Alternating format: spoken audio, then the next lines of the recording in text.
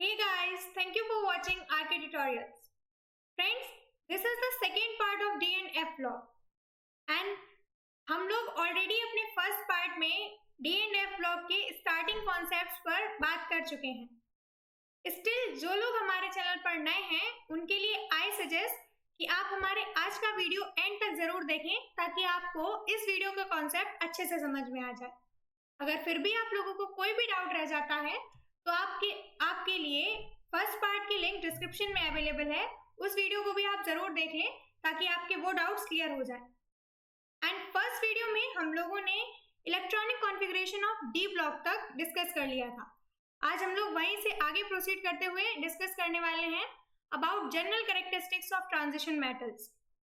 So general characteristics is quite heavy word. अगर इसको easy language में बोलते हैं तो जनरल कैरेक्टरिस्टिक्स को हम लोग फिजिकल प्रॉपर्टीज भी बोल सकते हैं, means physical properties of transition metals. Now अगर आप लोगों को ये लग रहा होगा कि इतनी हैवी स्लाइड है, इतनी सारी प्रॉपर्टीज हम लोग कैसे लर्न करेंगे, तो मैं आपको एक चीज बता दूं कि जो ट्रांजिशन मेटल्स होते हैं ये सारे मेटल्स ही होते हैं। एंड बिकॉज क्योंकि ये मेटल्स होते हैं तो इस वजह से ये मेटेलिक प्रॉपर्टीज भी शो करते हैं। अब जो भी मेटेलिक प्रॉपर्टीज शो करते हैं उनकी सबकी कुछ कॉमन प्रॉपर्टीज होती हैं, जैसे कि they have metallic properties and high tensile strength, malleability, ductility. इसमें एक्सेप्शन आ जाता है मरकरी का। उसके बाद दे have high melting and boiling point, they form coloured elements etcetera. इस तरह की बहुत सारी प्रॉपर्टीज है जो कॉमन प्रॉपर्टीज होती है सारे मेटल्स की। तो आपको जस्ट ये सारी कॉमन प्रॉपर्टीज एक बार देखने की जरूरत है, आपको ऐसा कुछ लर्न नहीं करना है। बाकी जैसे जैसे आप पर्टिकुलर मेटल के बारे में पढ़ते जाएंगे तो आपको ये प्रॉपर्टीज और अच्छे से समझ में आ जाएंगी। चलिए शुरू करते हैं with our first property. This is nearly all the transition elements have typical metallic property such as high tensile strength, ductility, malleability, high thermal and electrical conductivity and metallic lustre. Okay, जैसा कि मैंने अभी आपको बताया कि जितने भी transition elements होते हैं they all are almost metals. इसी वजह से वो मेटेलिक प्रॉपर्टीज शो करते हैं such as high tensile strength, ductility means they can be converted into thin wires, malleability, high thermal and electrical conductivity and metallic lustre except mercury which is liquid at room temperature. ये भी मैंने अभी आपको बता दिया था, क्योंकि mercury room temperature पर लिक्विड रहती है, इस वजह से मर्करी मेटेलिक प्रॉपर्टीज शो नहीं करती है। Moving ahead, they have high melting and boiling point and have higher heats of vaporization than non-transition elements. Okay, so transition metals की जो melting and boiling point होता है वो भी generally high होता है। क्यों? क्योंकि ये जो bonds form करते हैं वो बहुत strong होते हैं and generally जितने भी metals होते हैं they are solid in nature। तो जितनी भी solid चीजें हैं उनका तो naturally है कि melting and boiling point high ही होगा। इस वजह से जितने भी ट्रांजिशन एलिमेंट्स हैं they have high melting and boiling point than those elements which are non transition. Clear हो गया? Okay, transition elements have high density as compared to s block. One more important point कि जो s block के element होते हैं they are less denser than d block elements. D block के elements की density ज्यादा होती है देन एस ब्लॉक एलिमेंट्स। और ये ऐसे भी हो सकता है क्योंकि हम लोग आगे जैसे जैसे एटॉमिक नंबर बढ़ता जाता है तो इलेक्ट्रॉन्स का एडिशन बढ़ता जाता है। तो जितना ज्यादा इलेक्ट्रॉन्स का एडिशन होता जाएगा उतनी ज्यादा डेंसिटी बढ़ती जाएगी। इसी वजह से डी ब्लॉक एलिमेंट्स की डेंसिटी ज्यादा होती है than s block elements. Okay, so first ionisation energies of d block elements are higher than those of s block elements. Okay, so अब बात आती है आयनाइजेशन एनर्जी की। ओके, सो मैं अभी आपको बहुत शॉर्ट फॉर्म में बता देती हूँ कि आयनाइजेशन एनर्जी होता क्या है।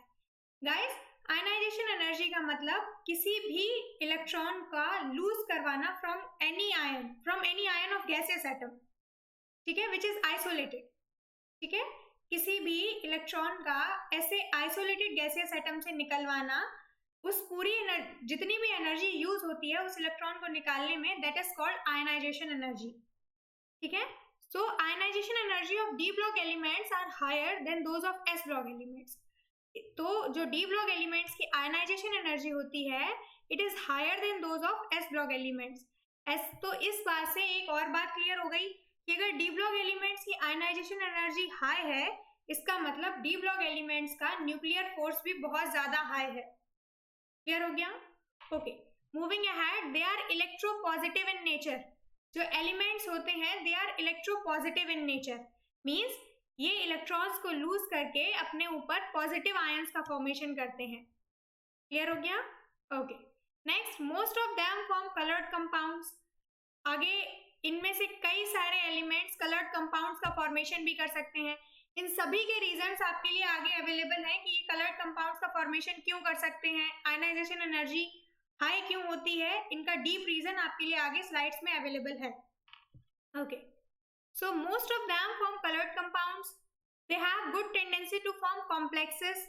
कॉम्प्लेक्सेस क्या होता है? अगर आप लोगों ने अभी तक कोऑर्डिनेशन कंपाउंड्स चैप्टर नहीं पढ़ा है तो थोड़ी सी दिक्कत हो सकती है आपको ये पॉइंट समझने में। रदर जिन बच्चों ने complexes means coordination compounds chapter पढ़ लिया है उनको अच्छे से समझ में आ गया होगा। ठीक है, next, they exhibit several oxidation state. This point is very important.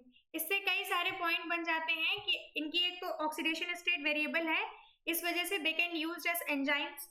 ठीक है, एंड वेरिएबल ऑक्सीडेशन स्टेट होने की वजह से ये बहुत सारी जगह पे काइंड्स ऑफ यूजेस के लिए यूज किए जाते हैं। Next, there compounds are generally paramagnetic in nature. Now paramagnetic and diamagnetic ये क्या होता है? ये चीज आपने गाइस शायद आपने 11th क्लास में मैग्नेटिक मूवमेंट जब पढ़ा होगा वहां पर एक फॉर्मूला पढ़ा होगा √n+2, जिसमें ये लिखा रहता है कि अगर इसकी वैल्यू होल नंबर आती है means compound is diamagnetic rather than it is paramagnetic. Now moving ahead. Okay. So next point is general properties of transition elements. अभी तक हम लोग पढ़ रहे थे अबाउट जनरल कैरेक्टरिस्टिक्स, अब हम लोग पढ़ेंगे general properties. So what are general properties? The properties of transition metals show greater horizontal similarities in contrast to the main group. Elements in periodic table, they also show similarities in groups, but somewhat more irregularly than the main group elements. Let us consider the general trends of some important properties. Okay, तो यहाँ पर क्या कह रहे हैं कि जो elements होते हैं ये पीरियड्स में ज्यादा सिमिलरिटीज शो करते हैं रादर देन ग्रुप्स। ग्रुप्स में ये इरेगुलरिटीज शो करने लग जाते हैं। क्यों? क्योंकि गैप ज्यादा बढ़ जाता है, एंड इसी वजह से ये जो ग्रुप्स में होते हैं ये इरेगुलरिटी शो करते हैं। एंड क्योंकि पीरियड्स में ये just one by one gap कम होता है तो प्रॉपर्टीज सेम होती हैं, चाहे फिजिकल प्रॉपर्टीज हो या फिर चाहे केमिकल प्रॉपर्टीज हो। Okay, so what are these general properties? Okay, so we are going on to start with atomic radii. Friends, ये बहुत ज्यादा ट्रिकी पॉइंट है, आप लोग प्लीज थोड़ा सा कंसंट्रेटेड रहिएगा क्योंकि इसमें एक कॉन्सेप्ट यूज होने वाला है that is of screening effect, वो थोड़ा सा इंपॉर्टेंट पॉइंट है। Okay, so the atomic radii of transition elements are smaller than those of s block elements and larger than those of p block elements in a period. Okay, so d block elements की जो atomic radii होती है ये S block element से कम होती है and P block element से ज्यादा होती है। ये बहुत इंपॉर्टेंट पॉइंट है, आपसे एमसीक्यू में पूछा जा सकता है कि डी ब्लॉक एलिमेंट्स की जो रेडियाई है ये किस तरह से रिलेटेड है एस एंड पी ब्लॉक से, या फिर आपसे वो जो ग्रेटर देन और लेस देन के साइन से भी पूछा जा सकता है। तो एग्जैक्ट साइन यही वाला होगा कि जो पी ब्लॉक एलिमेंट्स की रेडियाई होती है वो सबसे ज्यादा बड़ी होती है, फिर उसके बाद आती है डी ब्लॉक एलिमेंट्स की रेडियाई, फिर उसके बाद आती है एस ब्लॉक एलिमेंट्स की रेडियाई। ठीक है? Okay, so in a transition series, okay, so there is most important line in a period. यहाँ पर periods की बात हो रही है rather than groups. ठीक है? Means horizontal lines की बात हो रही है. Okay, so in a transition series, as the atomic radii first increases till middle becomes almost constant and then increases end of the period. Okay, so किसी transition series में atomic radii पहले increase होती है till middle almost constant हो जाती है and then it starts decreases. Now अब आपके दिमाग में पक्का ये क्वेश्चन आ रहा होगा कि हमने तो ये पढ़ा है कि पीरियड्स में एटॉमिक रेडियाई कॉन्स्टेंटली इंक्रीज करती है, और वो इसलिए इंक्रीज करती है क्योंकि जैसे जैसे एटॉमिक नंबर बढ़ता है नंबर ऑफ इलेक्ट्रॉन्स बढ़ते हैं, और नंबर ऑफ इलेक्ट्रॉन्स बढ़ते हैं तो फोर्स कम होता जाता है और एटॉमिक रेडियाई बढ़ती जाती है ना, स्टफ लाइक दैट। बट यहाँ पर बिल्कुल ही डिफरेंट कॉन्सेप्ट है, इसी वजह से मैंने आपसे स्टार्टिंग में कहा था कि please guys be focused. Okay, so यहाँ पर एक्चुअली क्या फॉलो करता है ट्रेंड कि पहले जो एटॉमिक रेडियाई होती है वो बढ़ती है, उसके बाद मिडिल में ये ऑलमोस्ट कांस्टेंट हो जाती है, मतलब 2 से 3 एलिमेंट्स की रेडियाई सेम रहती है, उसके बाद ये डिक्रीज होना स्टार्ट हो जाती है। ठीक है, अभी आप लोगों के दिमाग में बहुत सारे क्वेश्चंस आ रहे होंगे, आप लोग हमसे कमेंट सेक्शन में पूछते चलिए। टिल देन मैं आपको ये पूरा ट्रेंड समझा देती हूँ कि ऐसा trend atomic radii transition elements में क्यों फॉलो करती है। Okay, so the decrease in atomic radii is due to the increase in effective nuclear charge with increase in atomic number. Okay, so atomic radii में जो decrease होता है in atomic radii is due to the increase in effective nuclear charge with increase in atomic number. जो increase, okay, so here is written the decrease in atomic radii. Actually it is correct friends, ऊपर एक छोटी सी typing mistake हो गई है, that is about यहाँ पर लिखा हुआ है कि the atomic radii first increases, actually वो होगा first it decreases till middle it becomes almost constant and then it decreases. Clear हो गया, फर्स्ट इट डिक्रीजेस। गाइस इस टाइपिंग मिस्टेक है, ये जहां पर लिखा हुआ है फर्स्ट इंक्रीजेस, यहाँ पर होगा first decreases, and sorry for that, it just a typing mistake. Okay, so atomic radii क्या ट्रेंड फॉलो करती है, एटॉमिक रेडियाई जो होती है ऑफ ट्रांजिशन एलिमेंट्स, स्टार्टिंग में ये डिक्रीज होती है till middle it becomes almost constant and then at the end it starts increasing. ऐसा ट्रेंड ये क्यों फॉलो करती है? Okay, so let me explain you कि जो डिक्रीज होता है दैट इज वेरी इजी। जैसे जैसे एलिमेंट एटॉमिक नंबर बढ़ता है, एलिमेंट की ऑर्बिटल्स में इलेक्ट्रॉन्स बढ़ते हैं, एंड जैसे जैसे इलेक्ट्रॉन्स बढ़ते हैं तो न्यूक्लियस का इलेक्ट्रॉन्स पे चार्ज बढ़ता है, मींस अट्रैक्शन बढ़ जाता है, और ये जो लास्ट ऑर्बिटल होता है न्यूक्लियस उसको अपनी तरफ हार्डली अट्रैक्ट कर लेता है। इस वजह से जो एटॉमिक रेडियाई होती है वो कॉन्ट्रैक्ट हो जाती है एंड डिक्रीज हो जाती है स्टार्टिंग में। अब बहुत इंपॉर्टेंट पॉइंट आने वाला है कि why it becomes constant in the middle. Okay, so it becomes constant in the middle because middle में क्या होता है कि जैसा कि आप लोग देख रहे हैं कि जो 4s ऑर्बिटल होती है हमारी, 4s ऑर्बिटल पहले फिल्ड होती है रादर देन 3d ऑर्बिटल, जबकि 4s ऑर्बिटल तो बाद में आती है। So according to Aufbau principal आप लोगों ने भी ये सुना होगा कि वो ऑर्बिटल्स पहले फिल होती हैं जिनकी एनर्जी कम होती है। ऐसा क्यों?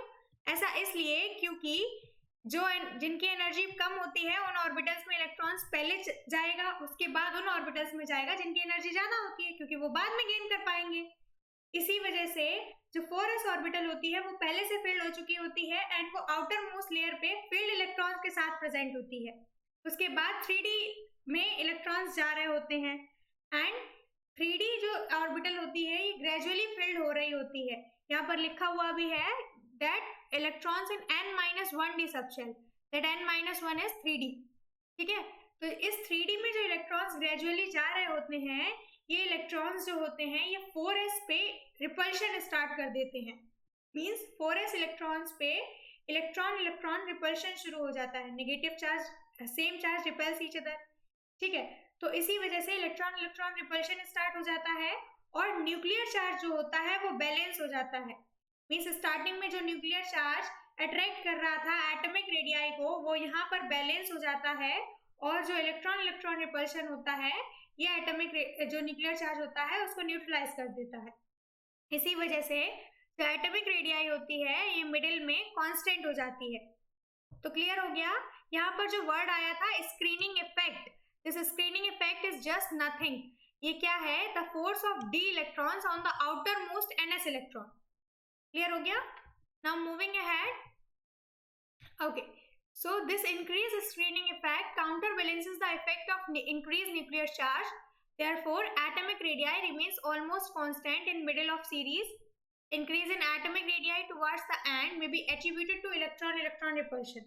Okay, so अभी मैंने आपको बता दिया कि मिडिल में एटॉमिक रेडियाई क्यों कांस्टेंट रहती है।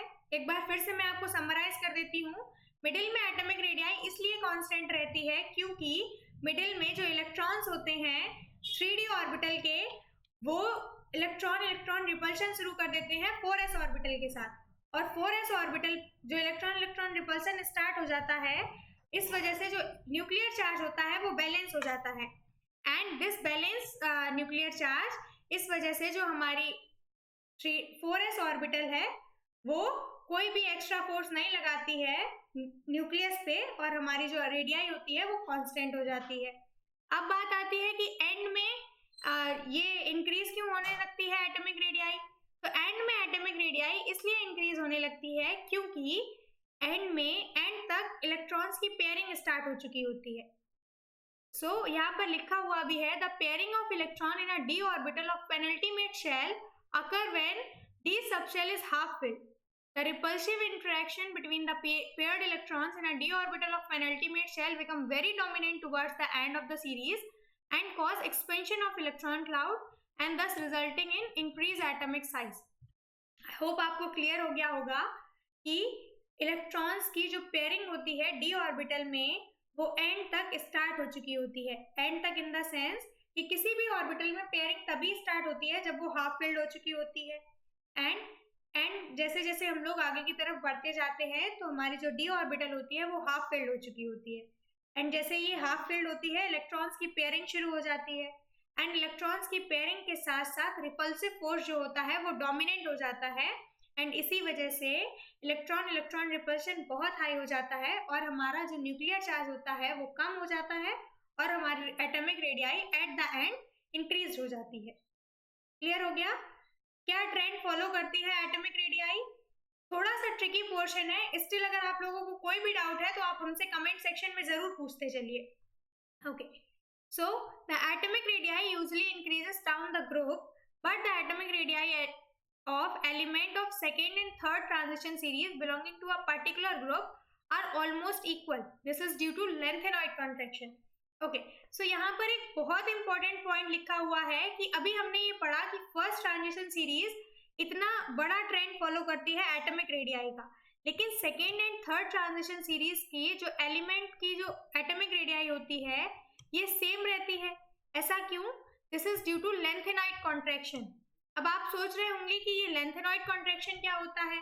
तो फ्रेंड्स, लेंथेनॉइड कॉन्ट्रैक्शन टर्म मैं आपको तब क्लियर करूंगी जब हम लोग एफ लॉग एलिमेंट्स की स्टार्टिंग करेंगे, क्योंकि ये टर्म वहीं पर यूज हुआ है एंड वही एफ लॉग एलिमेंट का फॉर्मेशन जो हुआ है वो इस टर्म की वजह से हुआ है। टिल देन अगर आप लोगों को लगता है कि हाँ आप लोगों को इस टर्म का अच्छा सा मतलब पता है तो आप हमें कमेंट सेक्शन में बताना बिल्कुल ना भूलें। Okay, so moving ahead, now we are going on to discuss with ionic radii. What is ionic radii? The ionic radii follow same trend as atomic radii.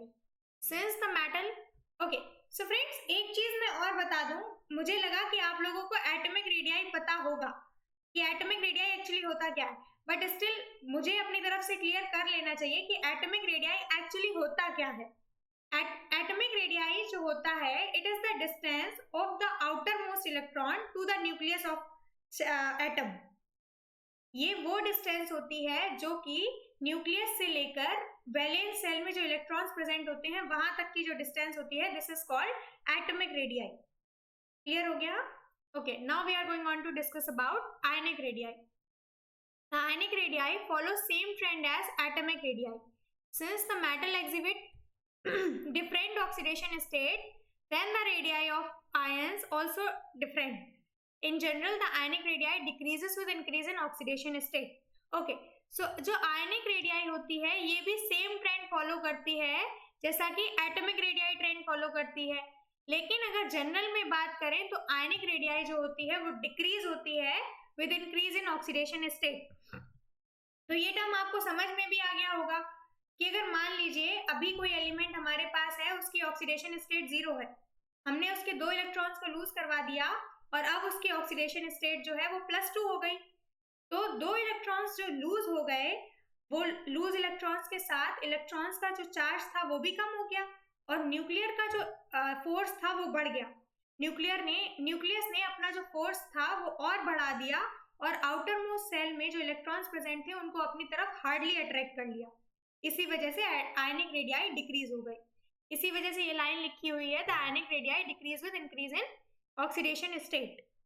Okay, now for some same oxidation state, the ionic radii generally decrease with increase in nuclear charge.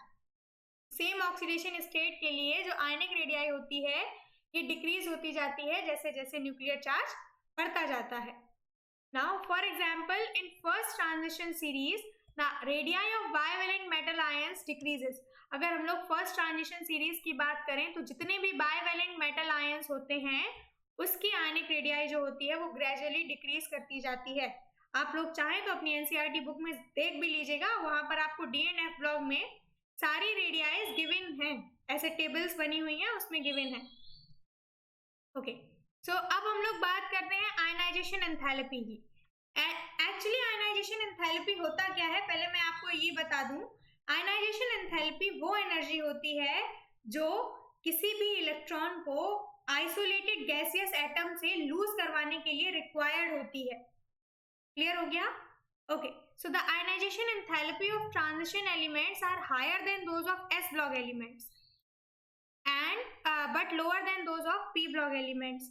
जो ionisation enthalpy होती है transition elements की ये S block से ज्यादा होती है। तो ये तो जनरल सी बात हो गई क्योंकि हम लोगों ने ये पढ़ा था कि जो डी ब्लॉक एलिमेंट्स होते हैं इनकी एटॉमिक रेडियाई कम होती है एस ब्लॉक से। तो हमने वहां पर ये पढ़ा था क्यों इसलिए कम होती है क्योंकि न्यूक्लियर चार्ज जो होता है वो ज्यादा होता है। तो अगर न्यूक्लियर चार्ज ज्यादा है तो एस ब्लॉक एलिमेंट्स जो आयनाइजेशन एंथैल्पी है वो ऐसे ही ज्यादा रिक्वायर होगी। आयनाइजेशन एंथैल्पी क्या है? It just the energy which is required to lose an electron from any isolated gaseous atom. यही है ना आयनाइजेशन एंथैल्पी। तो जितना ज्यादा इफेक्टिव न्यूक्लियर फोर्स अप्लाई हो रहा होगा उतनी ही ज्यादा हमें एनर्जी देनी पड़ेगी किसी भी इलेक्ट्रॉन को लूज करवाने के लिए। इसी वजह से एस ब्लॉक एलिमेंट्स की जो आयनाइजेशन एनर्जी होती है वो कम होती है देन डी ब्लॉक एलिमेंट्स। लेकिन डी ब्लॉक एलिमेंट्स की जो एनर्जी होती है वो पी ब्लॉक एलिमेंट से भी कम होती है। गाइज ये क्वेश्चंस आपसे जरूर पूछे जा सकते हैं। अगर डायरेक्टली नहीं पूछे जाएंगे तो वो ग्रेटर देन और लेस देन का साइन लगाकर जरूर पूछ लेंगे।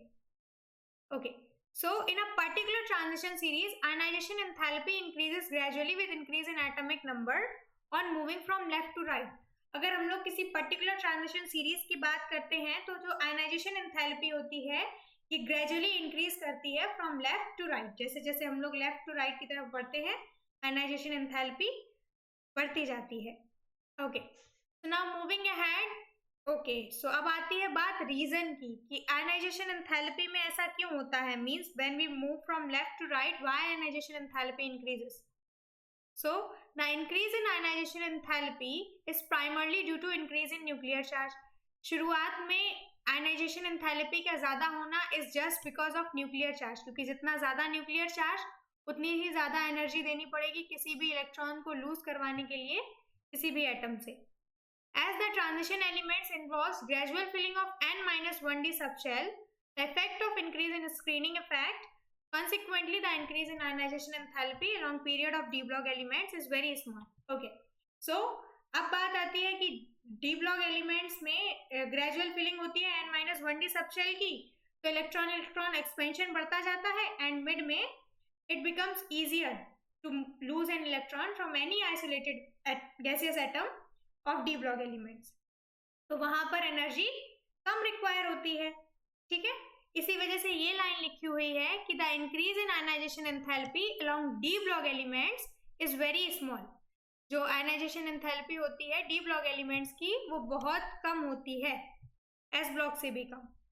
Now chromium as the first low ionization enthalpy because loss of one electron gives 3d5 configuration, and zinc has very high first ionization enthalpy because the electron has to be removed from 4s orbital of a stable orbital 3d10 and 4s2 configuration. Okay, so यहाँ पर एक question बनता है कि chromium और zinc दोनों transition elements हैं and transition elements होते हुए भी जो क्रोमियम की आयनाइजेशन एंथैल्पी होती है वो कम होती है, लेकिन जिंक की आयनाइजेशन एंथैल्पी होती है वो ज्यादा होती है। ऐसा क्यों? तो ऐसा इसलिए होता है क्योंकि क्रोमियम में जो आउटर मोस्ट ऑर्बिटल होती है उसमें जो इलेक्ट्रॉन्स प्रेजेंट होते हैं that are 6 electrons, and d orbital को स्टेबल होने के लिए 5 इलेक्ट्रॉन्स चाहिए होते हैं। अब आप लोग सोच रहे होंगे ये स्टेबिलिटी की बात कहाँ से आ गई, ये तो बात हम लोगों ने की नहीं है अभी तक। सो गाइस ये बिल्कुल भी टफ नहीं है। ऑर्बिटल्स तभी ज्यादा स्टेबल होती है जब वो हाफ फिल्ड होती हैं या फिर फुल फिल्ड होती हैं। तो डी ऑर्बिटल में 10 इलेक्ट्रॉन्स चाहिए होते हैं उसको फुल फिल करने के लिए, एंड 5 इलेक्ट्रॉन्स हो गए तो वो हाफ फिल्ड हो गई। तो क्रोमियम को 5 इलेक्ट्रॉन्स ही चाहिए हाफ फिल्ड होने के लिए, ठीक है। तो इसी वजह से क्रोमियम जो होता है वो बहुत एक्साइटेड रहता है अपना एक इलेक्ट्रॉन लूज करने के लिए। तो जैसे ही इसको थोड़ी सी भी एनर्जी मिलती है ये एक इलेक्ट्रॉन को तुरंत लूज कर देता है एंड 3d5 स्टेट में आके स्टेबल हो जाता है। इसी वजह से इसकी जो फर्स्ट आयनाइजेशन एंथैल्पी होती है वो लो होती है। अब बात आती है जिंक की। तो जिंक जो होता है वो ऑलरेडी स्टेबल फॉर्म में होता है, that is 3d10 and 4s2। And इस स्टेबल फॉर्म से इलेक्ट्रॉन को लूज करवाने के लिए हमें बहुत ज्यादा एनर्जी देनी पड़ती है। इसी वजह से it has a very high ionisation energy, first high ionisation energy. Clear हो गया? ओके सो गाइस ये था हमारा आज का वीडियो। अगर वीडियो पसंद आई हो तो लाइक करना बिल्कुल ना भूलें, चैनल पर नए हैं तो सब्सक्राइब भी जरूर कर लें। Okay and thank you for watching the video till and.